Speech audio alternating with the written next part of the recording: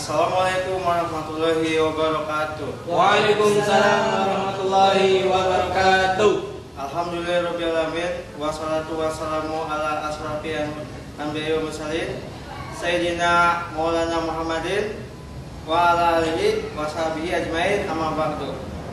Allahumma sholli ala sayyidina Muhammad wa ala alihi sayyidina Muhammad. Kaum muslimin yang dirahmati Allah, alhamdulillah berkat taufik dan hidayahnya kita dapat berkumpul di Masjid Taklim yang dimuliakan Allah SWT. Amin. Salawat kita curahkan kepada Nabi kita Muhammad SAW bersama Allahumma sholli wa sallim wa barik alaihi. keluarganya, para sahabatnya dan para pengikutnya sampai akhir zaman. Pertemuan kita kali ini kita akan membahas tentang tema puasa. Kenapa kita mengangkat tema puasa? Karena pekan atau 2 pekan yang akan datang kita akan menghadapi yang namanya bulan suci Ramadan, yaitu bulan puasa.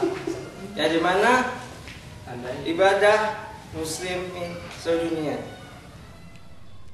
Puasa adalah kewajiban kita semua sebagai umat Islam yang beriman dan bertakwa sebagaimana tersebut di dalam Al-Quran surat Al-Baqarah ayat 183 yang berbunyi A'udzubillahi minasyaitonirrajim. Ya ayyuhalladzina amanu kutiba alaikumus syiyamu kama kutiba alal ladzina min qablikum la'allakum tattaqun.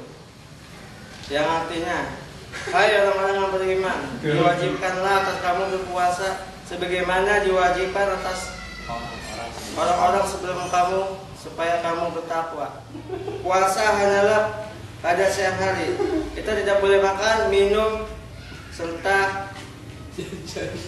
bercampur dengan istri atau suami pada siang hari. Pada malam harinya, di samping diperbolehkannya makan dan minum, kita tetap diperbolehkan bercampur dengan istri. Allah SWT telah mengecualikan puasa dari semua amal kebajikan yang berlipat ganda pahalanya. Semua amal kebajikan akan dilipat gandakan menjadi 10 hingga 700 kali lipat. Namun puasa berlipat gandakan pahalanya tidak hanya sebatas bilangan di atas, melainkan Allah SWT akan melipat gandakan pahalanya dengan lipatan yang tak terhingga. Sabar terdiri dari 3 macam di dalam menjalankan ibadah puasa. Yang pertama, sabar dalam melaksanakan ketaatan Allah Subhanahu wa Ta'ala. Kedua, sabar dalam menjauhi segala hal yang diharamkan oleh Allah Subhanahu wa Ta'ala. Yang ketiga, sabar terhadap takdir dan kemuliaan Allah atau ketentuan Allah Subhanahu wa Ta'ala yang menyakitkan. Ketiga macam sabar ini berkumpul menjadi satu dalam ibadah puasa. Karena dalam puasa dituntut untuk sadar dalam melaksanakan ketaatan pada Allah Subhanahu wa Ta'ala, sabar dan menjauhi segala hasrat yang diharamkan oleh Allah Subhanahu wa Ta'ala atau orang yang berpuasa, dan sabar terhadap konsekuensi yang diterima oleh orang yang berpuasa. Ada beberapa faktor yang membuat pahala amal kebaikan dilipat gandakan, di antaranya. Yang satu, kemuliaan tempat dilakukan amal perbuatan, seperti tanah haram. Oleh karena itu melakukan sholat di masjid Mekah dan Masjid Nabawi Madinah akan digandakan pahalanya oleh Allah Subhanahu wa Ta'ala, sebagaimana Nabi SAW bersabda, yang artinya sholat 1 rakaat di masjidku akan dilipat gandakan pahalanya oleh Allah SWT, sebagaimana Nabi bersabda,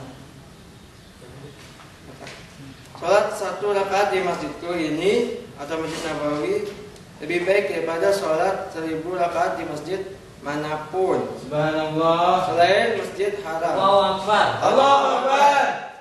Bukhari dan Muslim. Yang kedua, kemuliaan waktu melaksanakan ibadah seperti bulan Ramadan.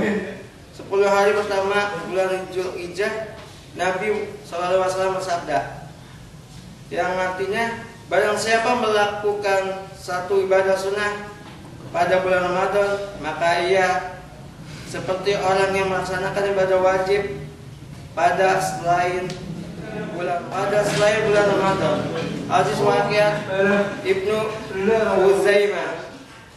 Jika puasa itu sendiri dilipat gandakan pahalanya dibandingkan dengan amal kebaikan lainnya, maka puasa di bulan Ramadan akan dilipat gandakan lagi dibandingkan puasa pada waktu lain.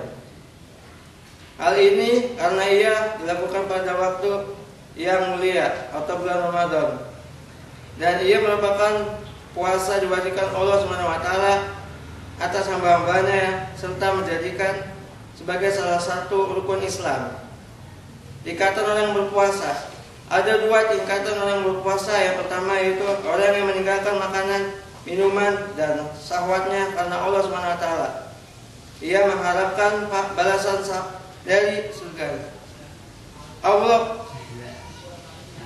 Orang ini telah melakukan perdagangan dan transaksi dengan Allah SWT, dan Allah SWT tidak akan menyia-nyiakan pahala orang yang beramal saleh. Orang ini tidak akan rugi bertransaksi dengan Allah SWT. Bahkan ia akan mendapatkan keuntungan yang lebih besar. Rasulullah SAW pernah berkata pada seorang sahabat, yang artinya, sesungguhnya kamu tidak akan meninggalkan sesuatu yang buruk karena takut kepada Allah SWT, kecuali Allah akan memberimu yang lebih baik dari yang kamu tinggalkan itu. Hadis riwayat Ahmad. Maka orang yang berpuasa ini kelak akan berikan makanan di surga atas kehendak Allah SWT. Seorang ulama salah berkata, yang artinya, telah sampai kepada kami kabar bahwa orang berpuasa akan mendapatkan hidangan yang akan mereka makan, sedangkan umat manusia ketika itu sedang dihisab. Lalu mereka berkata, "Ya Rabb, kamu saat ini sedang dihisab, lalu mengapa mereka enak-enak makan?" Maka dijawab, "Sama saja mereka dulu puasa sedang kamu tidak berpuasa. Dulu mereka beribadah pada malam hari sedangkan kamu enak-enakan tidur." Yang kedua, orang yang berpuasa di dunia dan memfokuskan seluruh aktivitas lahir batinnya hanya untuk Allah SWT semata. Ia dapat menjaga pikirannya atau pikirannya, ia menjaga perutnya, dan ia selalu ingat mati dan ancaman Allah SWT, menginginkan akhirat. Karenanya ia meninggalkan perhiasan dunia. Maka hari raya Idul Fitrinya orang-orang berpuasa adalah hari ketika ia berjumpa dengan Rabbnya, dan ia berbahagia karena dapat melihatnya. Barang siapa yang berpuasa dengan meninggalkan segala syahwatnya di dunia, maka ia akan mendapatkannya esok surga. Dan barang siapa berpuasa dengan meninggalkan segala sesuatu dan memfokuskannya seluruh aktivitas lahir dan batinnya hanya pada Allah SWT, maka hari rayanya adalah hari di mana ia berjumpa dengan Rabbnya. Wangi orang yang berpuasa. Pada hadirin yang dirahmati Allah SWT, bau mulut orang yang berpuasa adalah aroma yang keluar dari hawa atas. Karena kekosongan perut besar dari makanan ketika berpuasa, ia adalah aroma yang tidak disukai oleh penciuman manusia di dunia. Namun Allah, ia adalah aroma yang harum karena ia timbul ketaatan dari dan pencarian terhadap ridhonya Allah SWT. Sebagaimana darah orang yang mati syahid akan datang pada hari kiamat berupa darah yang mengalir berwarna darah. Namun harumnya seperti harumnya minyak kasturi. Mengenai aroma mulut orang yang berpuasa, bagi Allah SWT terdapat dua pengertian.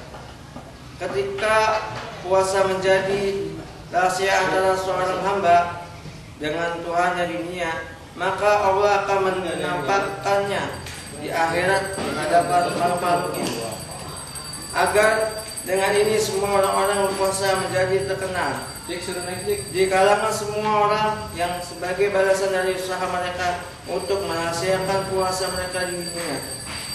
Orang yang beribadah dan taat kepada Allah serta berusaha mencari ridhonya di dunia dengan suatu amal yang meningkatkan beberapa perkara akan disukai Allah, bahkan sangat harum baginya.